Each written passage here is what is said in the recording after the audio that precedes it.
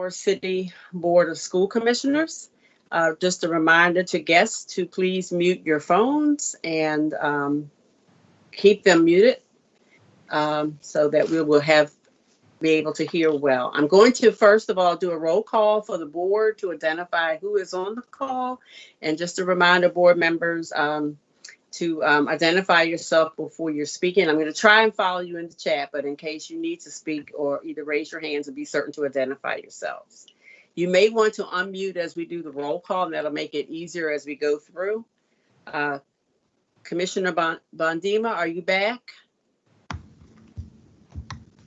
Okay. Commissioner Brooks? Yes, I'm here. Okay. Commissioner Frank? Yes. Thank you. Commissioner James? Okay. Commissioner McFadden? Yes. I see you. Commissioner Reed? Thank you.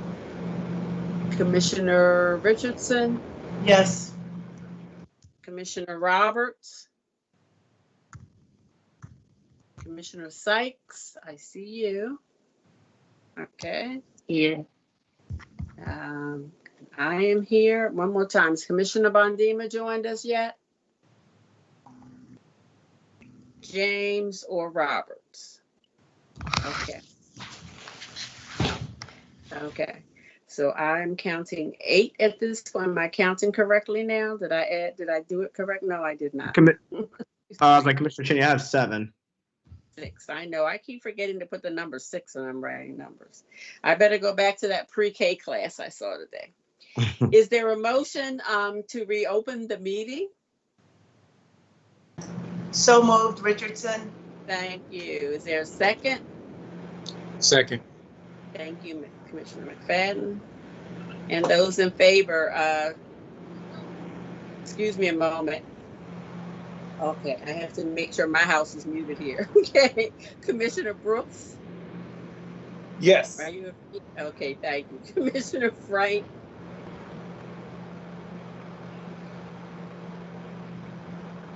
Commissioner Frank? You're muted, Andy. Yes. Can you unmute? Okay, Yes. thank you. Commissioner McFadden? Yes. Okay, Commissioner Reed? Yep. Thank you. Commissioner Richardson? Yes. Commissioner Sykes? Okay, Yes. thank you. I'm in favor. Has anyone else joined that I haven't called? Commissioner James is here and I'm in favor. Thank you. 8. Any opposed? Okay, no abstentions. So I have 8 in favor, 2 absent. Am I doing that one? And that motion carries. Thank you.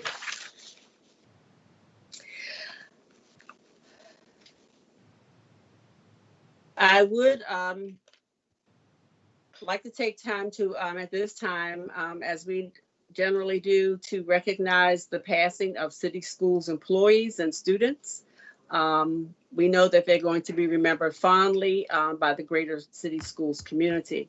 And tonight we're sending out our deepest condolences to the family and friends of 2 of our former city employees. It's with deep regret we inform you of the passing of Nora Zenworth, who served city schools for 30 years as an occupational therapist.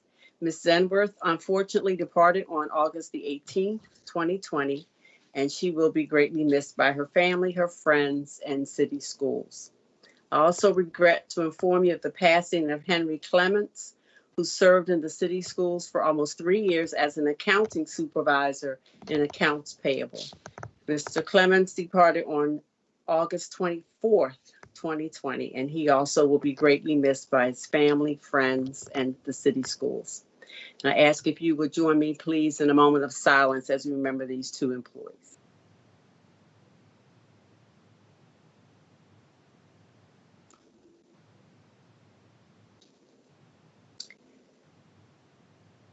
Thank you. And now, is there a motion to approve the prior open session minutes? So moved, Fatima. Thank you. Is there a second? Second, Frank. Thank you. And those in favor, Commissioner Bondima, Yes. Brooks, Yes. Frank, Yes. James, Yes. McFadden, Yes. Reed, Yes. Richardson. Yes. Is Commissioner Roberts join? Oh, yes, there she is. Commissioner Roberts. I'm here. Yes. Thank you. Commissioner Sykes. Yes. Thank you. And I'm in favor. There's no one opposed or abstaining, so that is the motion carries 10 in favor. Is there a motion to approve the closed session summaries? So moved, So Frank. moved, Brooks. Thank you, Frank. A second? Second, Brooks. Thank you. And those in favor, Commissioner Bondima, Yes. Brooks, Yes. Frank, Yes. James, Yes. McFadden, Yes. Reed, Yes. Richardson, Yes. Roberts, Yes. and I'm in favor. No opposed, no abstain, and that's 9 in favor. And that motion also passes. Thank you. First, I want to say Happy New Year to everyone. This is what I always call the new year as the start of the new school year. It was a beautiful day. I had the privilege of visiting some classes at, let me get it right, Utah Marshburn and Cecil Elementaries with the CEO, Dr. Santelises. I had a great time going back to pre-K. And I'm going to tell you, those 4-year-olds were so excited. I hope they keep that same level of excitement all year. I was ready when the teacher wanted to give us some ice cream as a treat. And I was ready to reach to my screen to pick it up. But it was a great start for the day.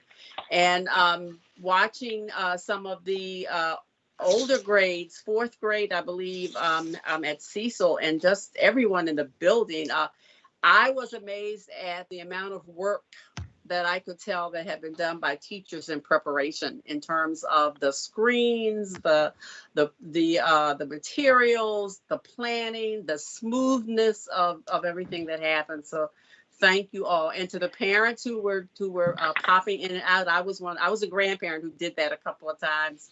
I hope that you could see that the staff of city schools really worked to be ready for the day. So again, happy New Year.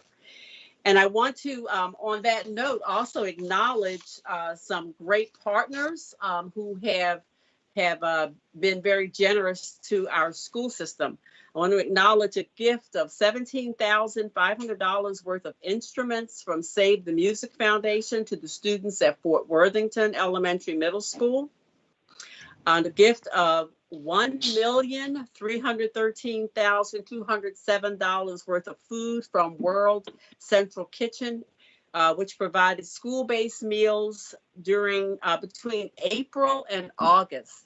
Thank you on behalf of all of us and our families. An acknowledgement of a gift of $235,934 worth of products such as toothpaste, toothbrushes, body wash, and soap from Colgate Palmolive Company, Bright Smiles, Bright Futures oral health campaign, which were distributed along with the emergency meals at those sites. Also acknowledge a gift of up to $25,000 in ride support for students and families to access the meal sites, the schools, and the central office for device pickup, and senior checkout from Ihbbra. Let me make sure I got them all. I have one more. Acknowledge a donation of 3,000 books for K-8 students from Houghton Mifflin Publishing Company for distribution at the 18 meal sites through the Food for Thought campaign to support summer reading. So thank you to all of those partners. Thank you to everyone who worked during the summer, and thank you for everyone who made today such a great day. And with that, I'm going to turn it over to our CEO, Dr. Santelises, for her comments. Thank you, Chair Chinya, and I will second that it was wonderful to be able to travel with you both virtually and in person today with classrooms, and I really couldn't think of a better way to begin but by welcoming everybody back for the first day of school.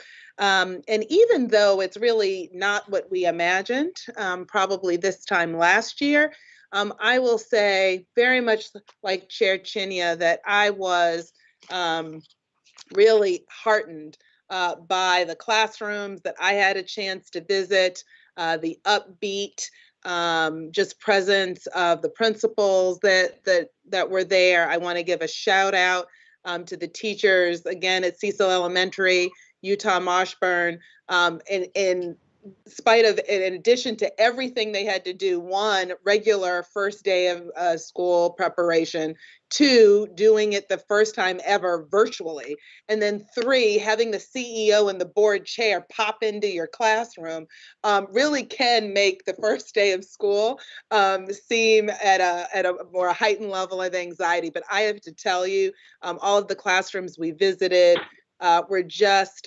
really, really inspiring. And it was fabulous to be able to see just all of the work that our teachers put in, our principals put in, and that families put in. And that families who were there connecting, making sure their young people got connected. As a mom, I will tell you this morning, we too had some last minute struggles getting connected for one of ours, and we persevered as well. But what made it worth it was knowing that there were caring teachers there waiting for them with so much patience for everyone involved. So I just want to thank everybody for how they came out today. Also, it was wonderful to be able to in person open another 2 brand new school buildings this morning. And yes, and I will whoop whoop with Commissioner McFadden on that one. It was wonderful. And just in each case, when we were at Graceland Park, O'Donnell Heights Elementary Middle, as well as when we were over at Holabird Academy, what was so clear to me was the old school buildings were literally standing right next to the brand new school buildings. And it was amazing because you could see right there that the buildings young people had left that really were not a symbol of what their potential is, really was not what they deserved. And then literally seeing brand new buildings, energy efficient buildings, that they were going to walk into once it's safe for them to do so was just such a powerful image today. Thank you to Mayor Young and our council president and Senate President Ferguson, everybody, all the electeds who came out today for the ribbon cutting. And I also just want to give a big shout out to our capital design and construction team. This was our in-house team that partnered with the Maryland Energy Administration, who gave us grants to really help make these projects possible. And we are proud in Baltimore City that both of these school buildings are only the second and third zero net energy schools in the entire state of Maryland. So Baltimore City is once again on the map and on the cutting edge in terms of kind of the buildings that we are setting as the example for what all of our young people deserve. It was wonderful to walk in, see the solar panels, know that all of the energy that building is going to require is really summed up in these energy, in these new zero proficient zero net energy buildings. So it was great to see that as well. And just a shout out for all of the support staff and teacher leaders today who were out handing out. I got to see Ms. Washington, I think she was at Graceland, O'Donnell Heights. It was wonderful. She was passing out packets to families. We had other folks who were out helping families get logged on at the school building. And so with that, I just want to also say that I do know that the call volume on our parent hotline was high today. And we knew that as families and students were negotiating kind of the technical aspects of distance learning, that the wait times were going to be longer. Today, we did double the amount of staff that we had on those calls. And but what I am pleased to announce is with all of the challenges that school districts across the country are experiencing today. A big shout out to our IT team, our family and community engagement team, our comms team. We did not have any serious outages. We were very blessed today. We had no serious outages across city schools. We did have some struggles with for some folks in getting into Zoom. I do want to say, let everybody know that some of the challenges getting into Zoom were because of protections that we had in place so that we wouldn't have any Zoom bombs in the middle of classrooms. So this is the flip side of not having that happen. And I'm looking at Commissioner Sykes, who's given me that good smile so that I know I'm not wrong by that with that. But we are working on that to make it still cyber safe environment at the same time that we work through making sure everybody has their access code. So we're going to continue improving on that. I want to remind students and families who experience any difficulty or questions to continue to contact our family hotline. That number is 443-984-2001,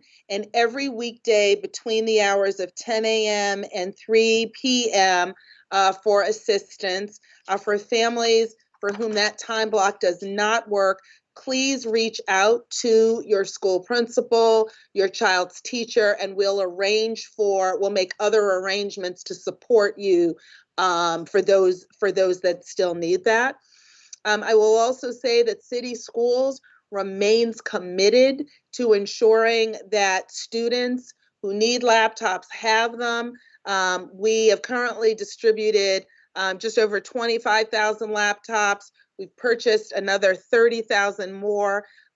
As we have been saying, not all of those have been received. There's some international kind of factors, trade factors that are impacting the delivery of laptops, Chromebooks for the entire country. Our team worked really hard to make sure we'll keep those coming in. And just know it's very important for families to know that if your child needs a laptop and you were unable to receive it by today, there will be no penalties for lessons that young people were unable to complete or for missed attendance, because we know that attendance is being tracked virtually. If you are having challenges gaining internet, we still do have hotspots as well to give away. And so just want to make sure that everybody knows we will connect you. We will get you connected to technology as soon as we can. And then just as another reminder, that as of today, all students based on the state are still required to comply with appropriate immunizations. We encourage you to contact your health provider. You can call the city health department or the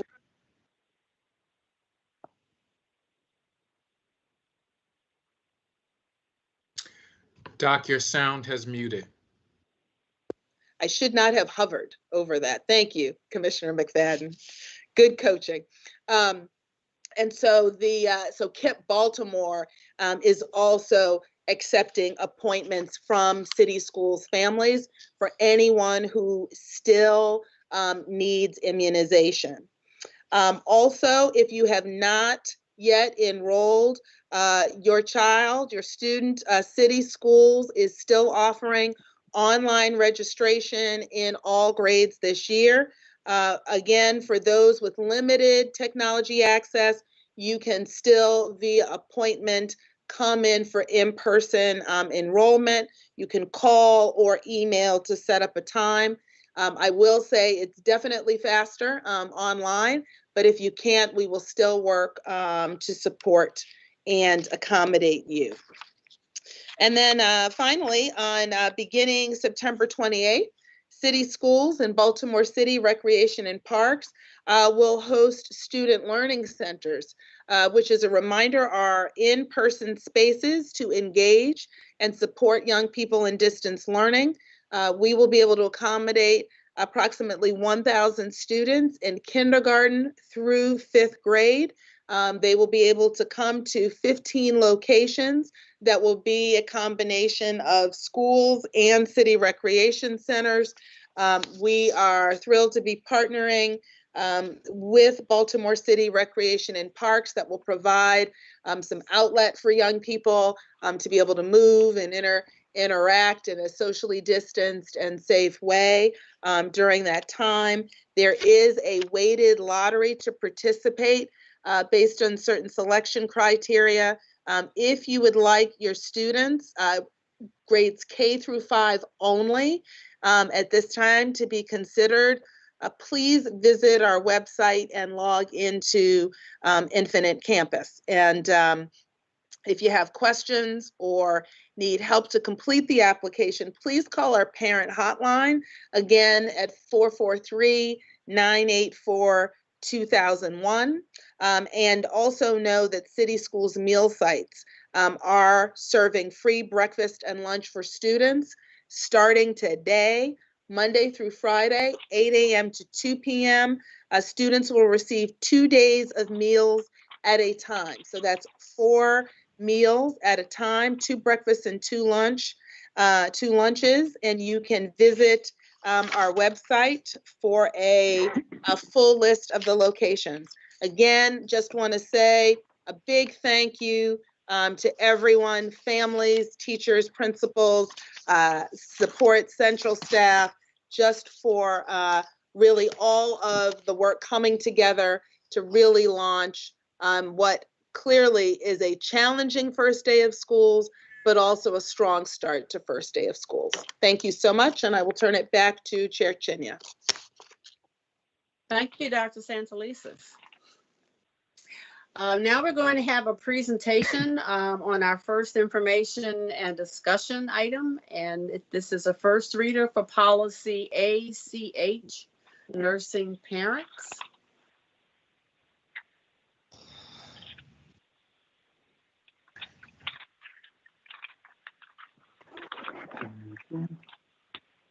One second, everyone. James Torrance, staff specialist Okay. for strategy and compliance. We're trying to load the PowerPoint. Mm-hmm.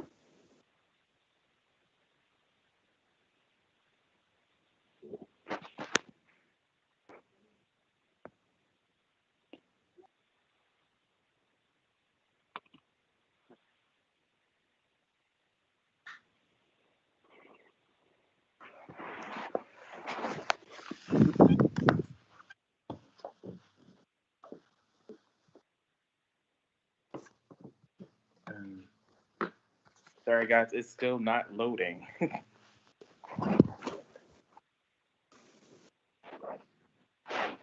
James, I can try if you'd like, or I can see if I can do it on my end.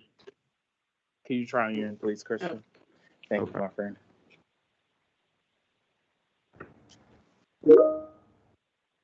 James, are you able to take a question while we load that, just to help expedite the conversation? Yes, ma'am.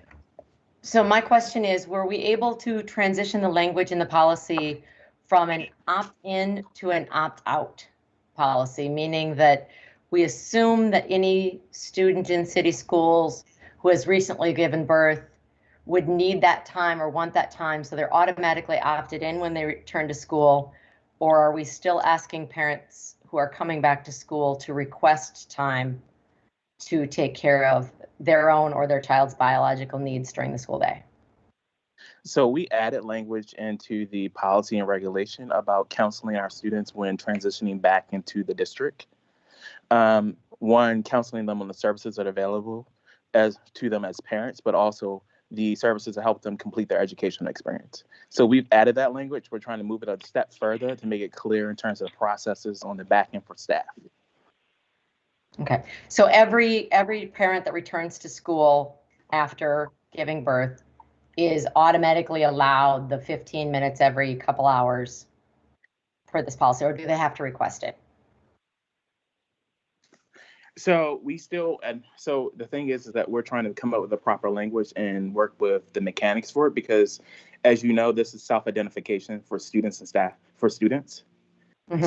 So what we're trying to is make sure that we inform them that they have these opportunities, we counsel them through them, and then they can ask for their accommodations. Or if we know that they're with Dr. Fink and I, when we discuss it in terms of when a person is going through home and hospital services, we do that automatic counseling with them to make sure that they're prepared after they return, before and after they return. So Okay, that goes back to this.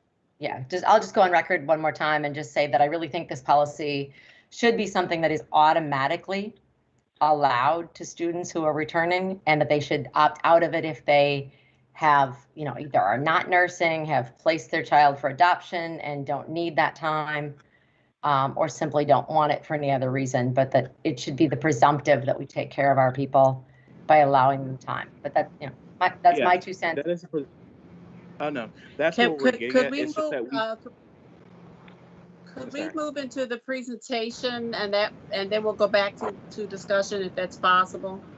Because I don't think everyone is following us right now. So, yep. Once again, James Torrance, Staff Specialist for Strategy and Compliance. I believe Dr. Fink is on the call as well.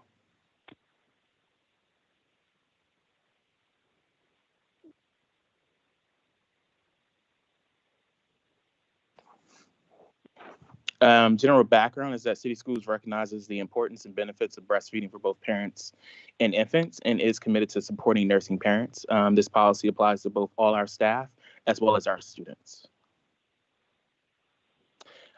For clear definitions, we define breast milk and express milk, as well as define what an employee is under district policy. We made sure that was inclusive of all of our employees. We also define lactation and lactation breaks.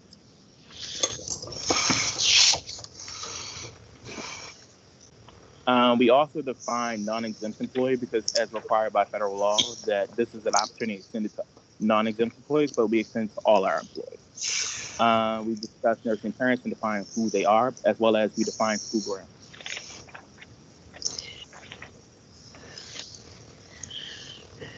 Next slide, please.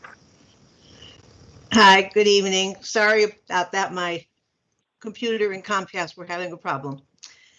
It's Louise Fink. Consistent with state law, a woman may breastfeed their infant in any public or private locations on school grounds where the parent and child are authorized to be.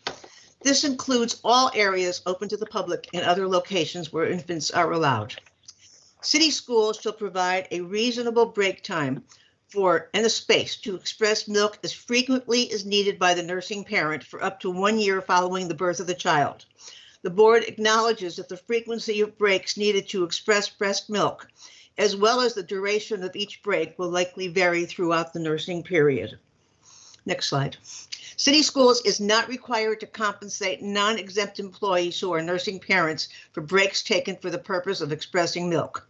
However, if City Schools already provides compensated breaks, a non-exempt employee who uses that break time to express milk must be compensated in the same time that other employees are compensated for break time. The FLSA's general requirement that the non-exempt employee be completely relieved from duty, or else the time must be compensated as work time applies. City Schools will provide space for nursing parents that is shielded from view and free from intrusion by co-workers or the public in order to breastfeed their infants or to express breast milk. The space provided cannot be a bathroom, even if the bathroom is a private one. The space provided must be functional for expressing milk. If the space is not dedicated to such use, it must be available when needed. The space may be temporarily created or converted, but to be acceptable, it must be shielded from view and free from intrusions and meet all other requirements.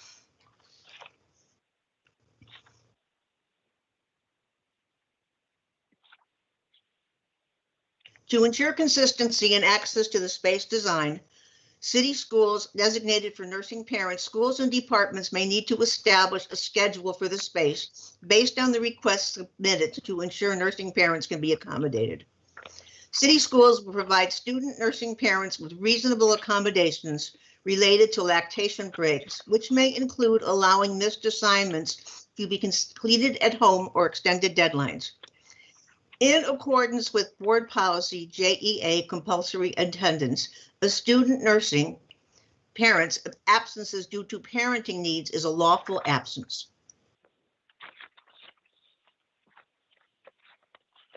And as we define under policy board employees, we provide this to all our employees. We ask that they be given the opportunity and the time to express milk as well as do it. And then requests for accommodations will be made through the Office of Equal Employment and Opportunity and Title IX compliance.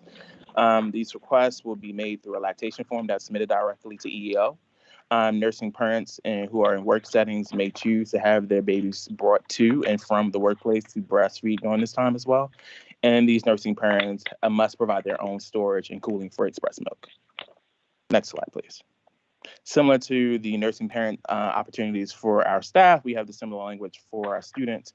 However, we also make sure that our students are provided the same opportunities for missed assignments, classwork, because we understand that we will have to make reasonable accommodations, such as changing their schedules and counseling them on what it looks like for their graduation requirements. Next slide. When we discuss lactation facilities, we provide the federally required recommendations for an actual facility where there's electrical outlet, a chair, a table, a door that locks.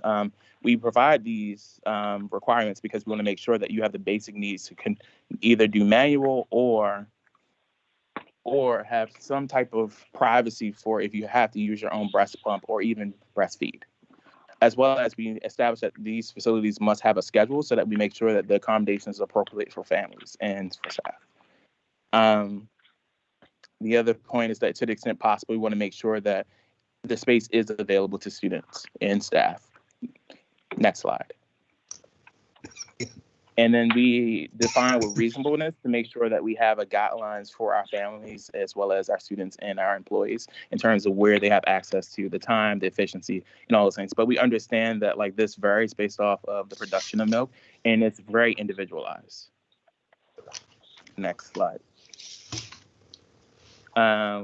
For the lactation requests, we ask that they be submitted 15 calendar days, excluding weekends. So essentially 3 business weeks prior to the return. That gives us enough time to make reasonable choices about one, scheduling, but as well as ensuring that if there's a student, we can change their schedule, or if there's a teacher, is there a possibility to change the actual scheduling matrix so that they can have those accommodations for their actual expressing of milk.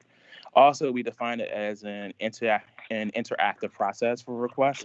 The other thing is that what we're trying to do is make sure that it's available is that when we know there are students who are pregnant, we counsel them on the options that they have in terms of continuing their education, as well as express this in regulation about the rights they have for expressing and how they go about the process to do it as well, and how we will make those reasonable accommodations for them. Next slide. And since At the last policy committee, there were a few recommendations made. We added inclusive and non-binary language. We used calendar days throughout and in both forms when establishing deadlines for submitting a lactation request form.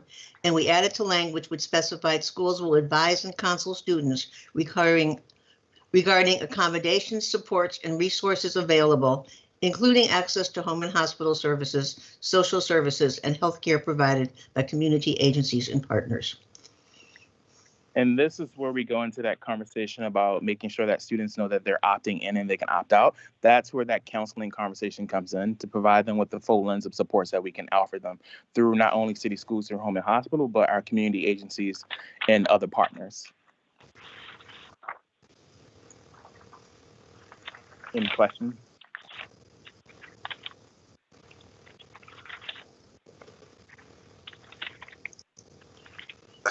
Thank you so much for the presentation. This is Commissioner Brooks. There were just a couple of points of clarification, particularly around the non-binary language. In the beginning of the presentation, I'm getting an echo.